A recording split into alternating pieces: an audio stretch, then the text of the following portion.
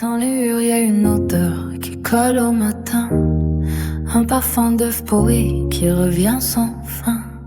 On ouvre les fenêtres, on cherche un peu d'air, mais le gaz reste là, visible dans l'atmosphère. Les yeux qui piquent un peu, la gorge qui brûle, la fatigue qui s'installe et les pensées qui reculent. On croit que c'est le stress ou juste un mauvais jour, mais la maison nous enferme dans un étrange détour.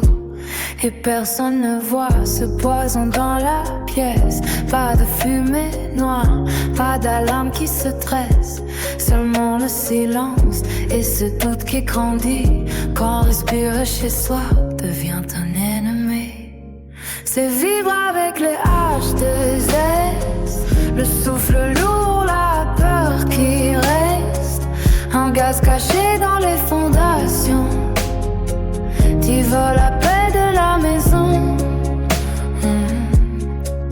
On veut dormir, on veut guérir, retrouver l'air pour revenir. Parce qu'un foyer devrait être protégé, pas lentement nous empoisonner. Les enfants demandent pourquoi ça sent comme ça, et les nuits deviennent longues quand la tête ne suit pas.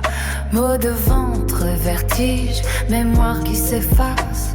Chaque jour ressemble un peu plus à une impasse. Alors on cherche des réponses, des experts, des raisons, des analyses de l'air, des fissures, des soupçons.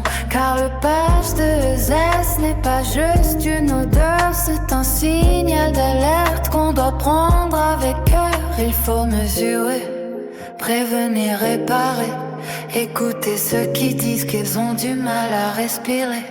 La santé passe avant les murs et les papiers, car vivre en sécurité, ça devrait exister. C'est vivre avec le H2S, quand chaque respiration nous blesse.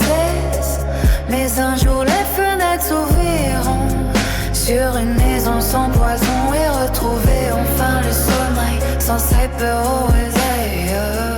Parce qu'un foyer devrait protéger et non apprendre à survivre enfermé.